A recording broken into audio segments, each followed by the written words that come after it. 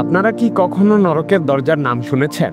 যদি না শুনে থাকেন তাহলে আজকের আয়োজনে জানতে পারবেন নরকের দরজা কি আর কিভাবে এর উৎপত্তি। নরকের দরজা অথবা জাহান্নামের দরজা যাই বলি না কেন, নাম শুনলেই গা শিউরে ওঠে। নরকের দরজা নামক স্থানটি তুর্কমেনিস্তানে অবস্থিত। তুর্কমেনিস্তানের কারাকুর মরুভূমির দারভাষা গ্রামের পাশে অবস্থিত এই স্থানের ইতিহাস থেকে জানা যায় 1971 সালে তৎকালীন সোভিয়েত ইউনিয়ন একটি কোম্পানি গ্যাস ক্ষেত্র অনুসন্ধানের জন্য খনন কাজ চালায়। তখনই ঘটে এক বিশাল বিস্ফোরণ। বন্ধ হয়ে যায় গ্যাস ক্ষেত্রটি, মারা যায় অনেক লোক, আর সৃষ্টি হয় বিশাল আগুন ভরা বড় বড় গর্ত।